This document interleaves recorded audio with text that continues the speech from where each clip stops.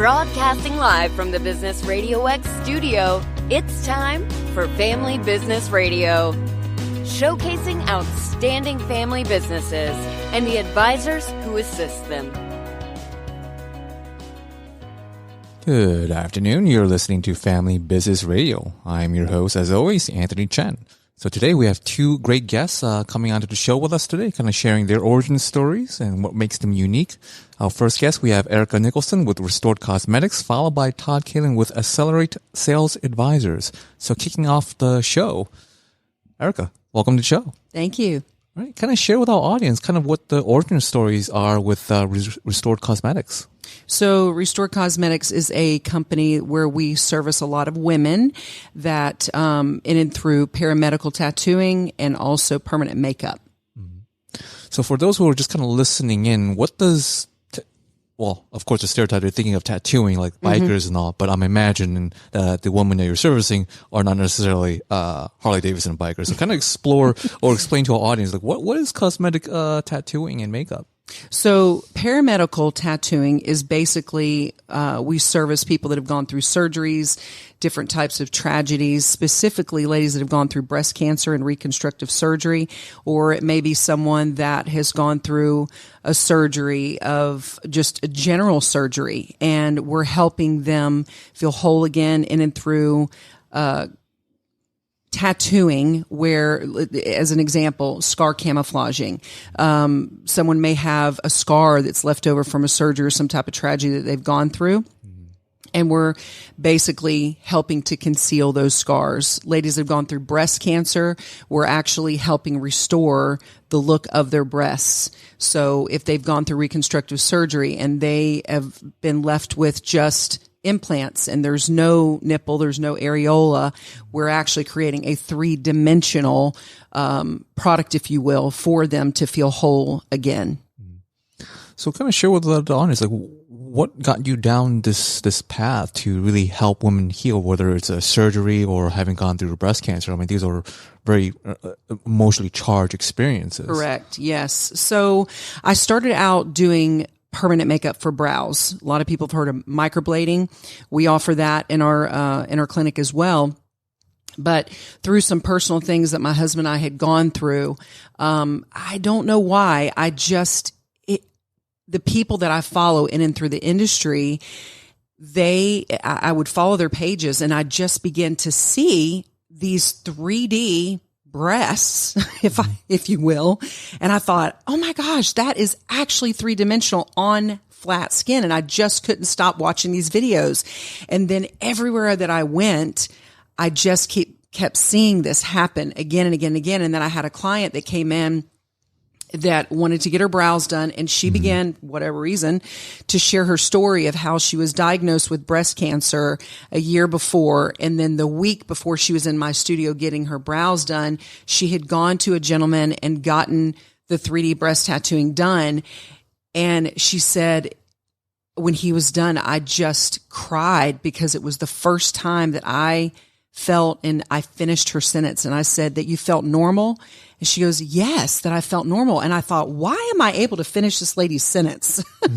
And it was based on what my husband and I had gone through, just some really, really difficult, tragic things that we had gone through, not physically, but just different things that we had gone through. And I kept thinking for myself, I want to be normal.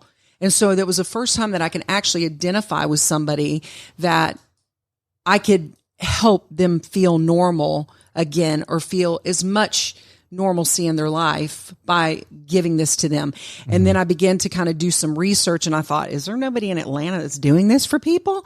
And so I reached out. I had been following this one lady, and I went and trained with her, and this is very quickly becoming my little baby. I just love it. And I've found that it's not just for people that have gone through breast reconstruction. It's for somebody that maybe has gone through maybe a mommy makeover or breast augmentation or lift or something of that nature. And maybe the results are not exactly what they thought they were going to be, but yet we're still able to help them in and through this service, to feel like, wow, I've gone through this surgery. My body looks great, but why do I have these scars? So we're able to help them kind of get past that. Mm-hmm. Then you mentioned a little bit about like microblading. So for those of us not in industry or not in a know, what is microblading? So microblading is, it's actually been around for a long time. And there's a difference between traditional and digital microblading. The traditional microblading is where, let's just say someone is losing their brows. And a lot of ladies and in men as well, they end up losing their brows when we get that 40 plus age.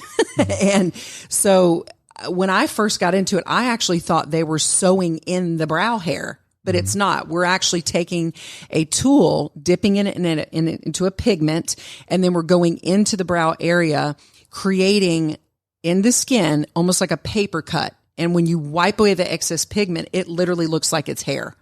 So the digital version of that, which is what we do at Restore Cosmetics, is we're using a tattoo gun. There is a needle cartridge that goes at the end of that. And we're actually going into the skin with the pigment, but the difference is we're not cutting into the brow almost like a paper cut. It's more or less perforating it, kind of like a sewing machine goes in and out of fabric. So there's a lot less trauma to the skin. You get better healed results. But the whole premise of permanent makeup for brows is to make it look like you actually have brows when it's actually pigment in the skin. And it is vastly different from a traditional tattoo. The concept is the same, but the pigment that we're using for the face is totally different what they would use on the body. It's not as harsh. It's more of a natural look. So you can do hair strokes, or you can do like a shading or a powdering type effect that almost looks like gals that are quote unquote painting on their brows every day with a brow pencil. Makes sense? Yes. So it's definitely, I guess, winds down the preparation time before going For out. sure. Yes. I've actually had clients calling me back saying, why did I wait so long to have this done? Because it really is very frustrating, especially when people are having to work around their glasses and they're trying to get to their brows and they can't really see because, it's not magnified. So it really cuts down, especially for women. Guys, I mean, you guys care about these kind of things, but I think the women care a little bit more about it, So, but it absolutely does cut down tremendously the time in the morning. And kind of share with your other services. I think on your site you also listed potential like tattoo removal or saline solution. Like, explain to us, like, what is that? When I took this course, I was not excited about it because it just wasn't creative enough for me. But once I took it, I was so intrigued with it because what I learned was that with saline versus a laser removal, number one, it's not as painful. Laser removal is absolutely a bear. It is, no matter which that you choose, it's a process for sure. So laser goes into the skin and it breaks up the pigment in the skin. How that pigment leaves your body is through the waist and lymphatic system. And most people, especially gals that I work with, are like, I don't think I want that going in my lymphatic system to leave my body. So saline works by osmosis. There's more salt that's in the solution that is within our bodies. So when we go in with the tattoo needle, we're kind of tattooing in the saline solution. And over the course of time, by osmosis, it's pulling the pigment straight up out of the skin. So it's not leaving your body through the waist and lymphatic system. Again, it's not as painful. And we don't really, if somebody comes in with a big tattoo, they're going to need to go through laser. Something that's small, brows, we can do that. Somebody just got tattooed on their arm, I love Johnny Bear, and then Johnny Bear breaks up with them the next day. We can do an emergency removal. So we can do smaller, something that's less than about 3 to 4 inches or the size of a credit card. We can handle those. So now, does it matter if there is just a black and white or very colorful? Doesn't matter. Or is it really more of the actual size? The size of it. And that's a great point too, because in laser, there is one machine that is able, I can't remember the name of it, but there's one laser machine that reads or sees the different colors. There's different colors that settle in different dermal layers of the skin. And if you don't have that one machine, or the clinician that you're going to does not have that machine to remove it, then you could have remnants of certain colors left behind. When it comes to saline, has nothing to do with that whatsoever. It does not see color. It just knows that there is it knows that there's something in there that's foreign and it needs to come out.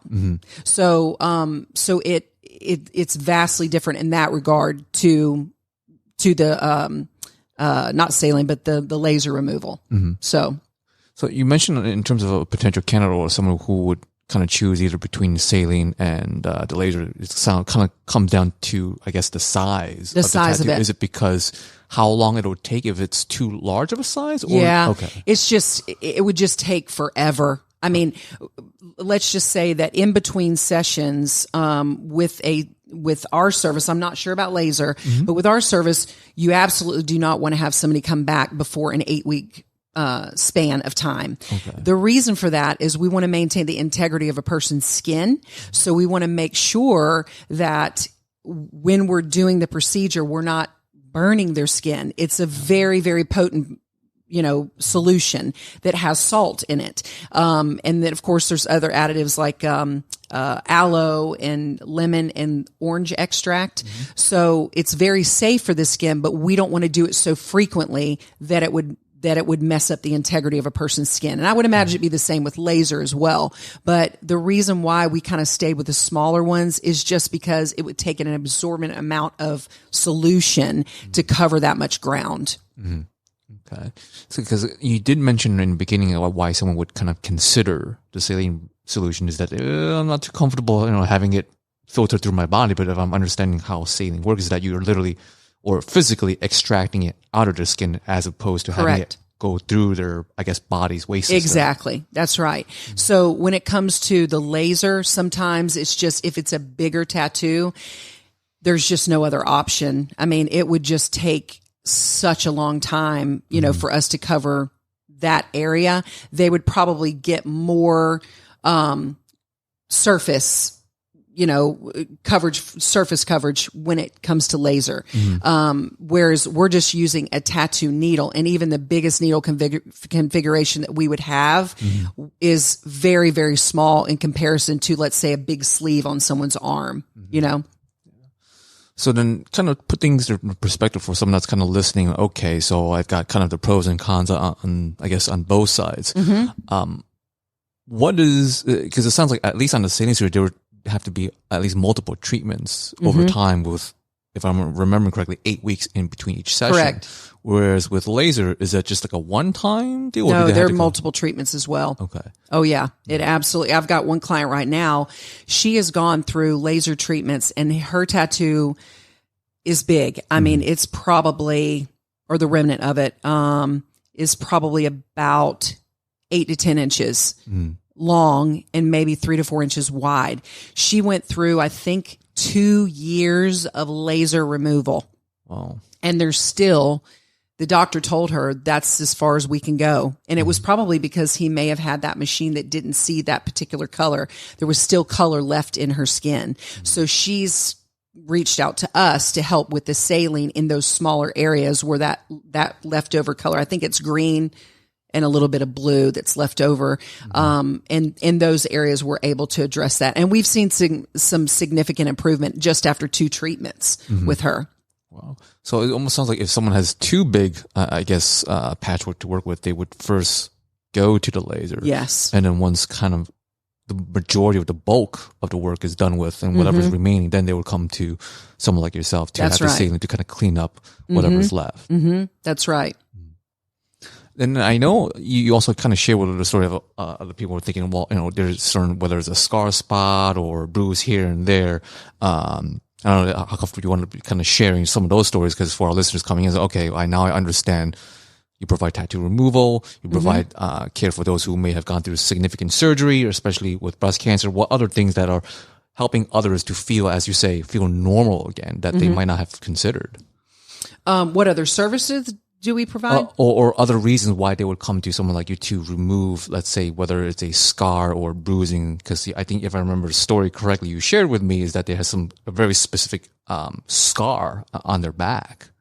Yeah. So if somebody has, let's just say, heart surgery, open heart surgery, and they've gone through this, and ladies especially, I've seen a lot of this with ladies where, they might wear a lower cut blouse and there's still this scar that's left over. And there's different types of scarring. One would be like a raised or textured scar. We call those hypertrophic scars. Another one would be a more flat scar. And sometimes people are bothered by the color of it. So let's just say that you've got a person that has got, they've gone through the healing process. It's been about a year since surgery, and it's just, I don't know, the color of it is just white, and it drives them nuts. You know, they want to cover it up, you know? So what we would do in a true scar camouflaging is we've got a number of tattoo inks that we would mix up a concoction of those colors, color match it specifically and custom to their skin, the surrounding that subject skin. And then I would go in and tattoo that area, the white part, to match the outer part. Now, will it completely cover the whole thing up where it's, you know, completely disappears? It depends on how the person takes the ink, how they heal, if there's any still remnant of a texture that's left in that scar.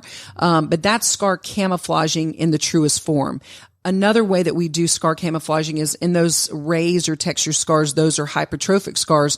We have to kind of, I hate to use the word chisel down, but truthfully, that's what we're doing. We're basically going into that scar, skin needling the area, which is a much more aggressive approach than micro needling, where we're going in with the tattoo needle. There's no ink that goes in the body. We're going into the scar, and we're breaking up that scar tissue on purpose. So the body's natural healing response, I call it the body's 911 team. It's your blood, your collagen, and eventually your melanin. So if let's say you're a little kid and you scrape your knee, well, the first thing that happens, there is fluid, or what we call lymph, body fluid and lymph, that rushes to that area and says, oh my gosh, we've got an emergency over here. We need to fix this area.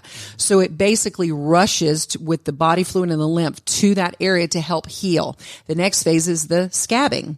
And then the next phase, the scab falls off, and now you have a white spot in that area. And then eventually the color will kind of start blooming, and it'll eventually be the melanin, or the color of your own skin.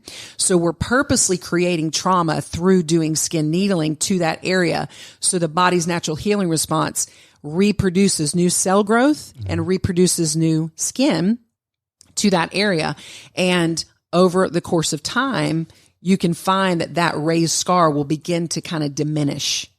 And then if we needed to do at that point, if there's some discoloring, then we can do the scar camouflaging with the ink. So does that make sense? Yes.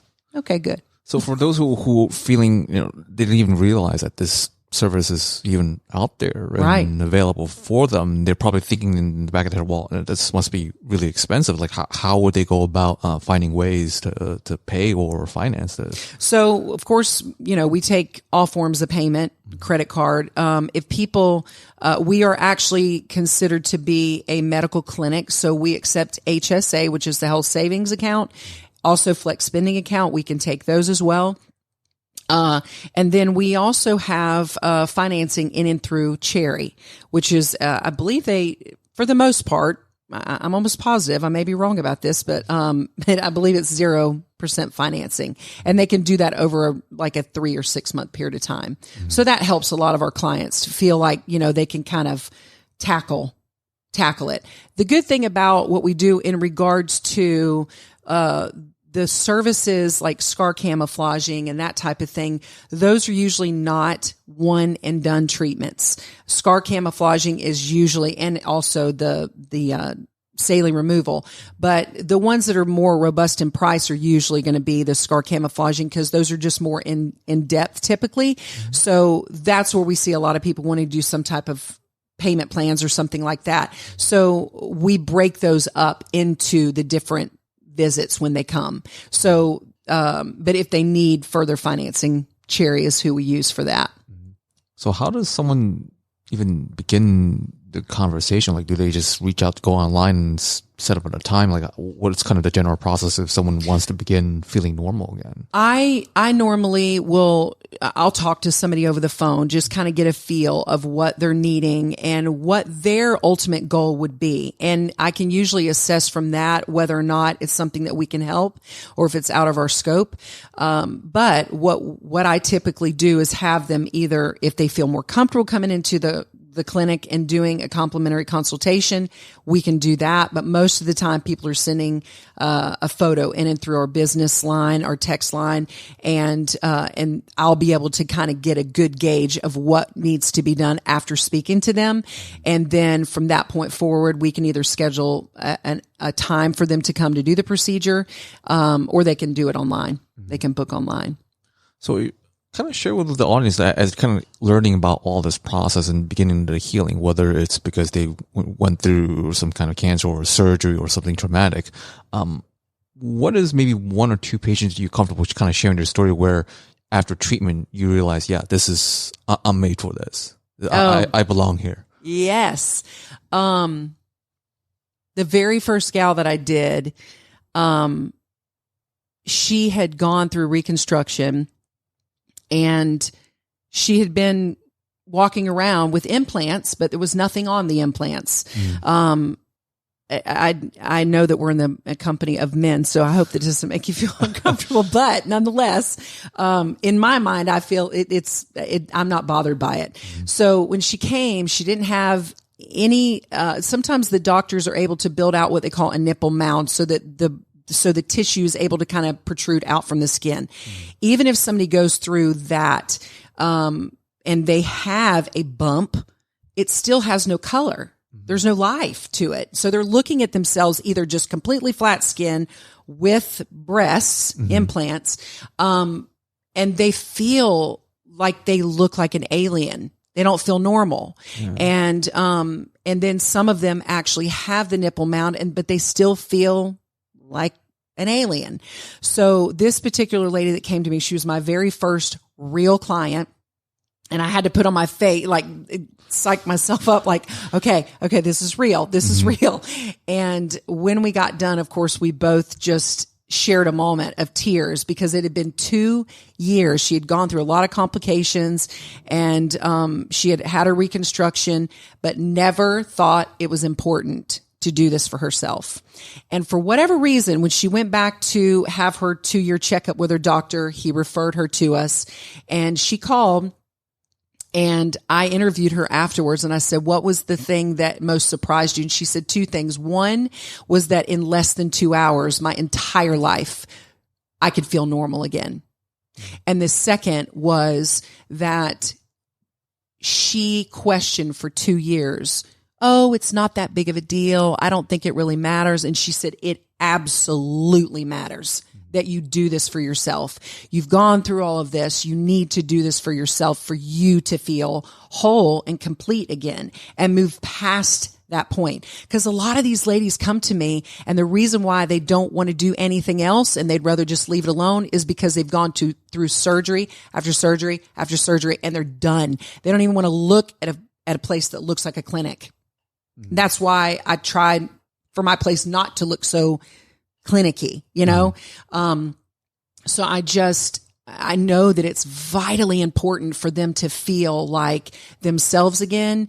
And yes, it's an investment. It absolutely is. And yes, it does take some time. And yes, you're going to have to go into another place and fill out all the paperwork and all that kind of stuff. But at the end of the day, when this is over, I hear this from so many people like, oh my God, thank you so much. Thank you so much.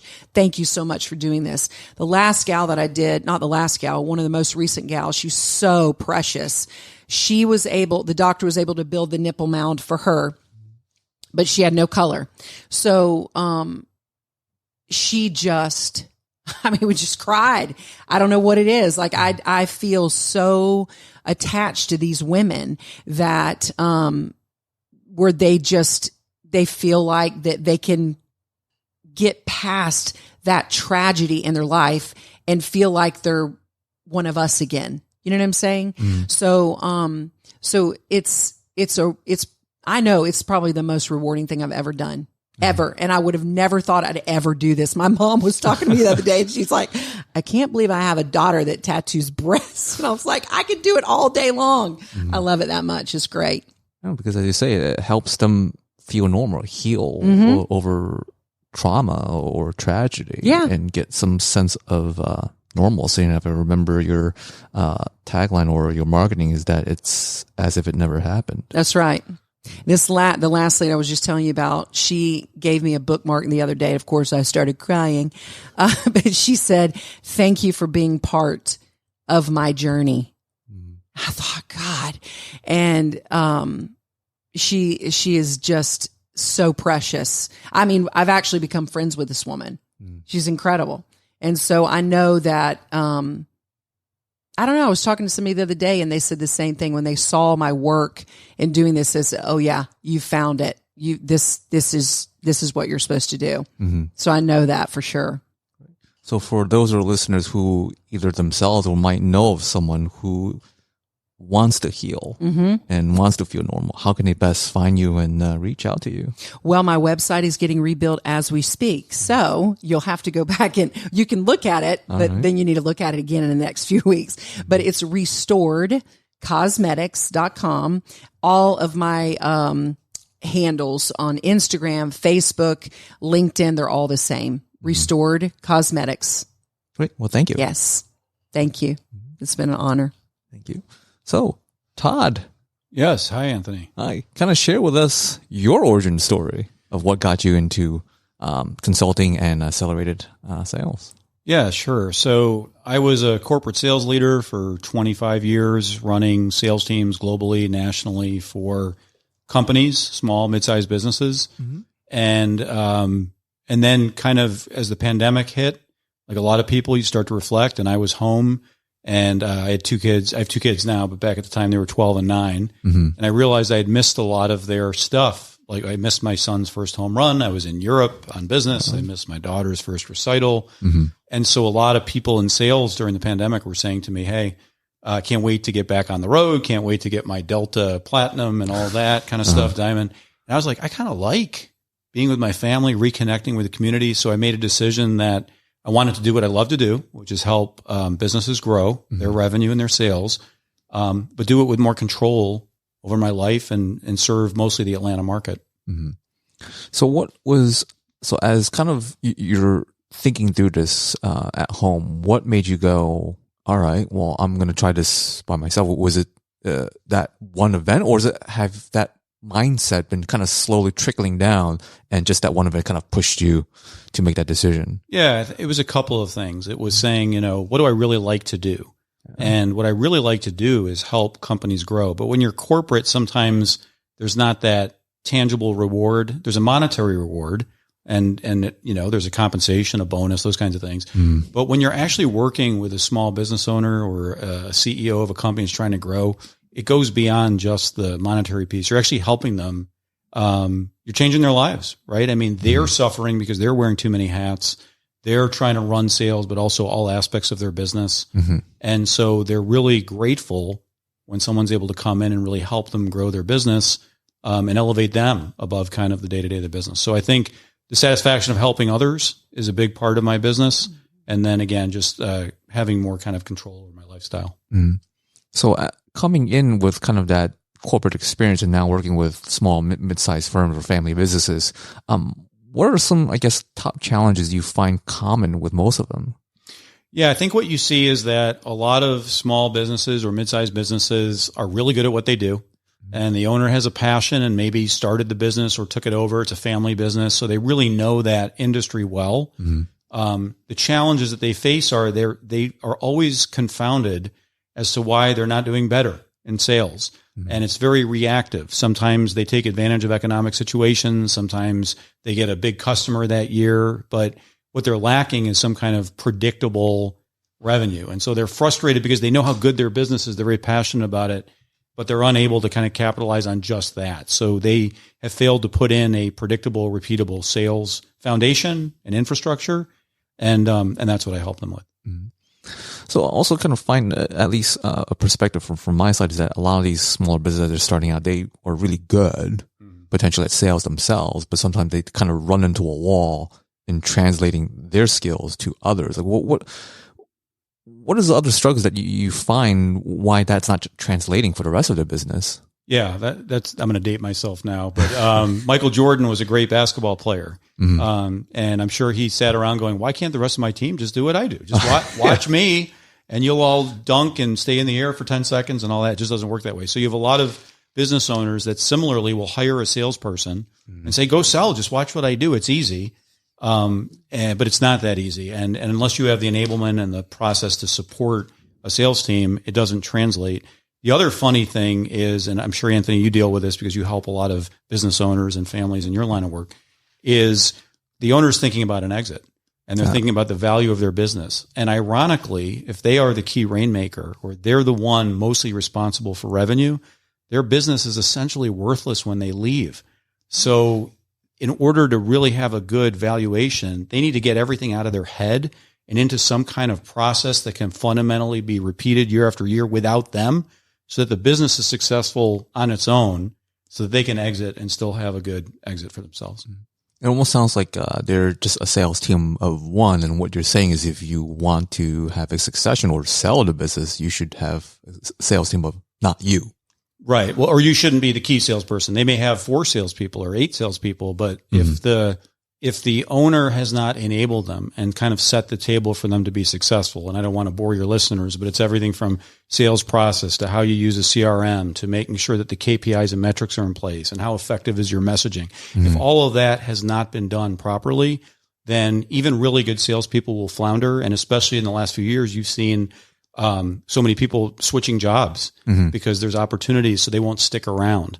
And that's another common thing I hear so often from CEOs and business owners, which is I just can't get salespeople to stay or to be successful and stay. And that's usually the cause of it.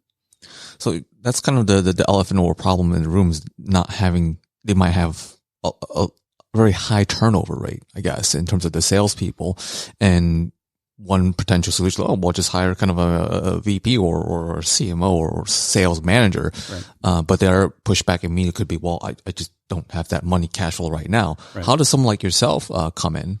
Right. Well, my business is sales advisory, but also fractional sales leadership. So I'm execution oriented. So fractional sales leaders are able to come in with 25 years of experience. They've done this all before, but they're not on your payroll. They're not carrying the benefits. You're not paying them a full-time plus bonus and all kind of that stuff. And you get running really quickly.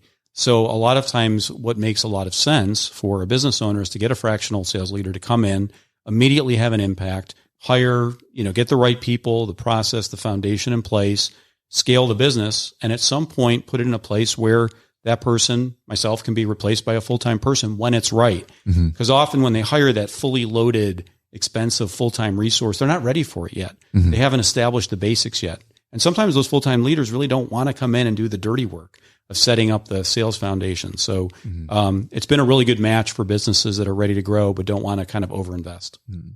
And you mentioned some of the keywords a couple of times, is that sales foundation or the process. Kind of share with the audience and listeners, like what public think sales and sales foundation is versus what it actually is. Yeah.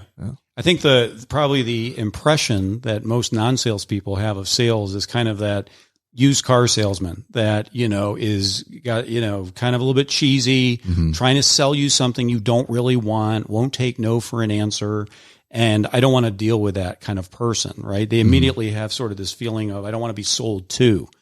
But the reality is that a good professional salesperson is not doing that. What they're doing is they're aligning the value of your business or service to the person that would potentially be interested, and then pointing out why it would make you better, your business better, you as a person better. So it's really about you, not me. And once you turn that focus to the other person instead of yourself, you're a much more effective salesperson. I also think that a lot of people don't understand what sales, even when I say it, I know that a lot of your listeners don't know what sales infrastructure means, and that's not to demean people listening. It's just confusing. But it's really, when we talk about a sales process, a lot of times a business owner thinks, well, I have a process. I go get a meeting and I close a business deal. That's my process. but there's all those steps that go into identifying who my target audience is, making sure I get a meeting with them, making sure I understand whether they truly are a significant buyer. Do they have any money?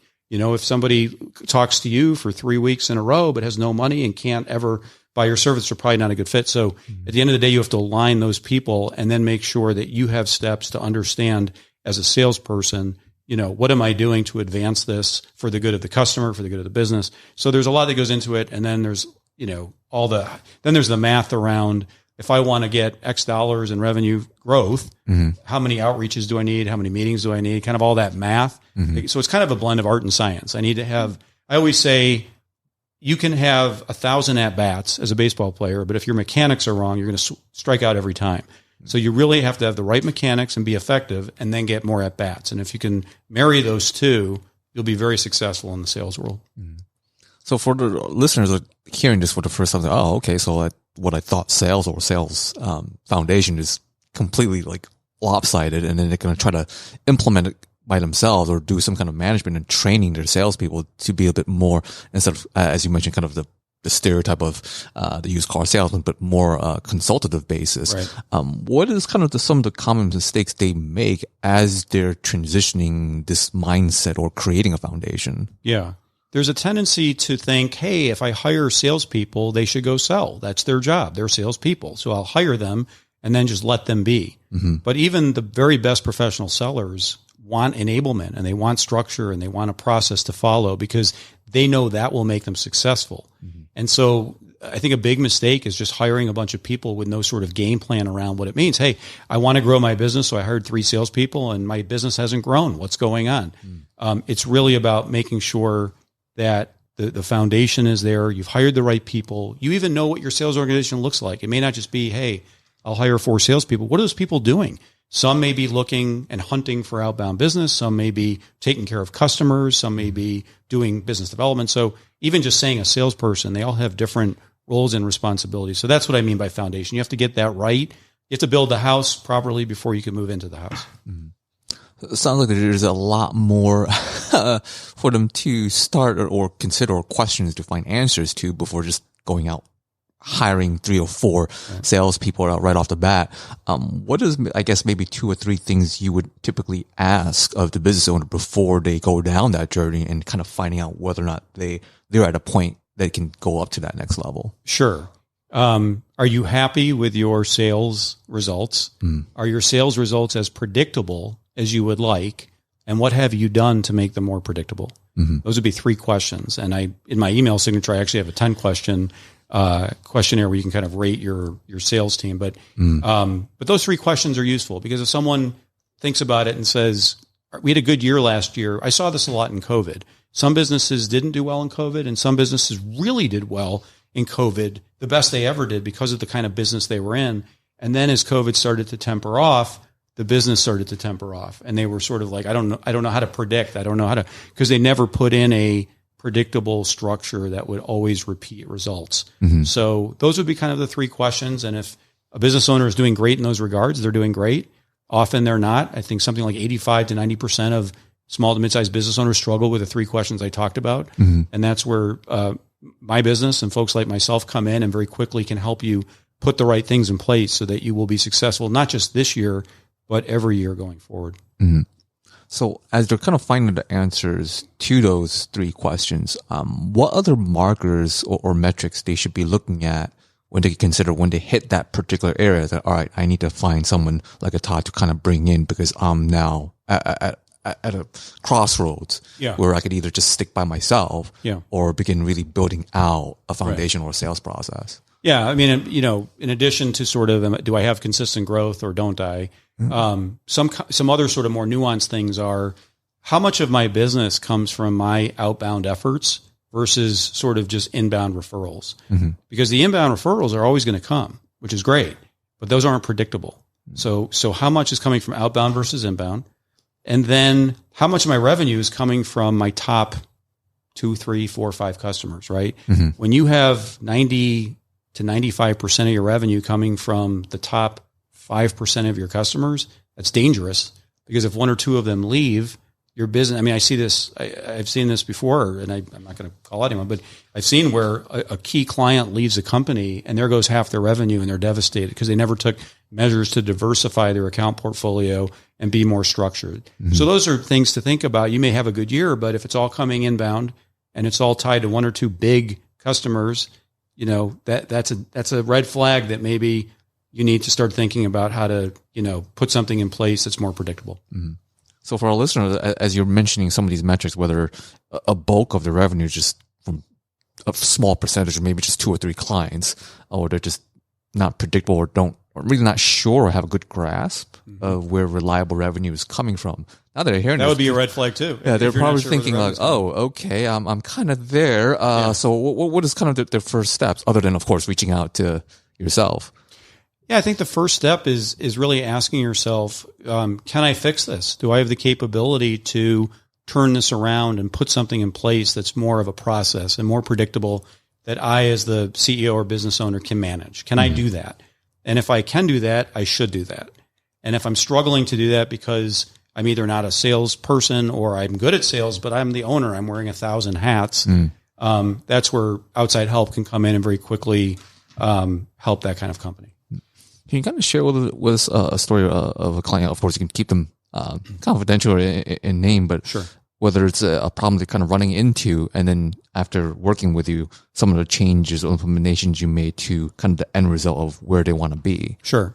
Well, I'll tell a story. I've told it before to others, but and it kind of ties back to my why that you asked me about initially. Why am I doing this? So I had a client that the business owner was very much in the business. He was working all kinds of hours, nights and weekends, having some health issues, and the board was just kicking him in the rear end all the time, right? So he was just kind of worn down, and his revenues were fairly flat, and his competitors were growing. So that was another reason the board was sort of on him. And you know, got to know him, and I started to learn that he also wasn't spending a whole lot of time with his son, and his wife was kind of on him, and so the marriage was kind of full of tension, right? So he brought me in to kind of help elevate him away from that. And so I came in and did the things I've been talking about, putting in the right foundation, hiring the right sales team, managing that team to accountability. And we ended up growing his business very, very successfully and significantly. About 6 months in, we'd been working together. We're out to dinner one night, and he said, it must have been a Monday. And he said, "Hey, I just want to thank you. I took my son to the Falcons game yesterday." And I said, "Okay, good game. I guess the Falcons won, right?" And he goes, No. I've had season tickets for the Falcons game for 3 years. This is the first game I've taken my son to because I wasn't working on a Sunday and I wasn't worried about the business. And so I thought to myself, that's the why, right? You know, I can talk about all these KPIs and processes and CRM things that I did, but what I really did was help this gentleman, you know, reconnect with his family and kind of elevate above his business. So that's one story that always sticks with me. Yeah. Well, thank you for sharing. Yeah. So for those who are kind of feels like they're on that hamster wheel. They haven't had a weekend, or particularly missed ball games or dance recitals or like key life accomplishments for their family and their kids, and they want that time back. How can they best find you? Oh, you can find me. Yeah. So my website is AcSellerate Advisors. So it's AcSellerate Advisors, accelerate.com.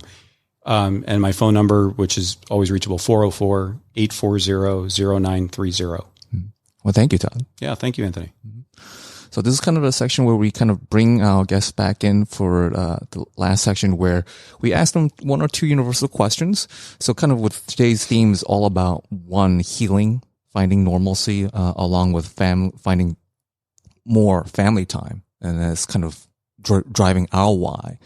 So for the listeners that are kind of on the fence where they feel like they're a little trapped and they're like, well, I want to have more time with my family, but I feel kind of stuck where I'm at because if I step out of corporate or change careers or open my own business, it'd be too much of a risk.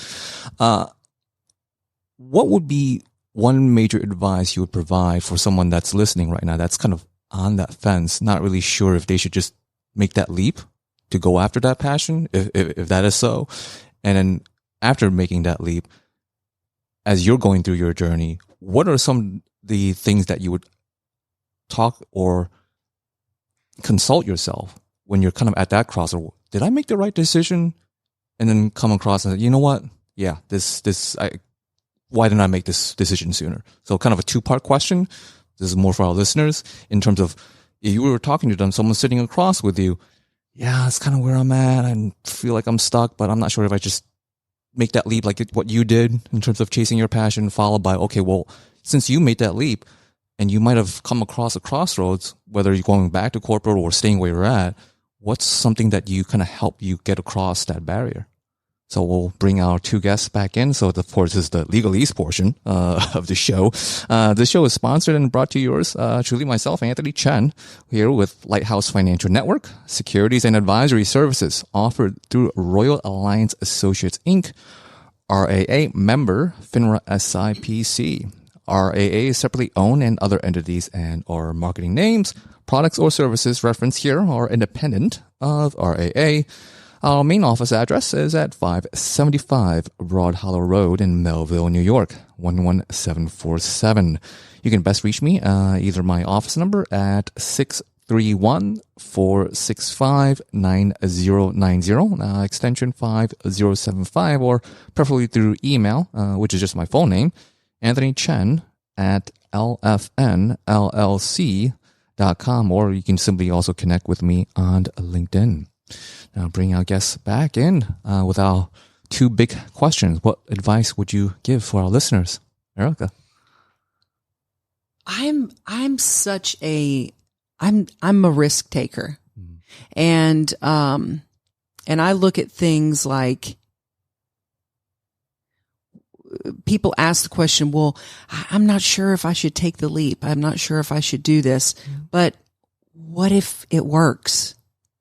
And so I feel like that if I would kind of nudge somebody out of the nest, and they're not able, and I've been at that place where I've not been able to kind of jump both feet in. I think that if you start doing what you're passionate about or what you're thinking about doing, just do something that moves you forward in that regard. And, because what if it flies, does that answer your question? Mm-hmm. I wanted to make sure I understood that fully. So yeah, I think that sometimes you just have to take the leap of faith and just try it. And if you don't succeed at that, then at least you tried. And the good part about it is that you learned something from it, and you can make the tweaks as needed. Mm-hmm. Thank you. Mm-hmm. Todd? Yeah, I think a lot of maybe your listeners, have jobs at companies, and I certainly did for a long time, and that's great. There's nothing wrong with that. Mm-hmm. And I think people sometimes take comfort in that, thinking it's safe. But I think if you really look at it, there's not a whole lot of safety in that, because it's unpredictable, and you're kind of at the mercy of the corporate machine and who your boss is and the politics. Exactly. And so I think sometimes it's about not so much what you're running away from, but what you're running to. And if you want more control over your life and you trust yourself, then it makes a whole lot of sense to go forward and go ahead and try it, as you were saying. Mm-hmm. You do have to have a cognitive plan. You can't just one day just run out. But I think if you're smart about it and you trust yourself, I think the return is that you can go as far as you want, because it's really, and I think the benchmark, your second question was, how do you then reflect back on whether it's worked or not? Mm-hmm.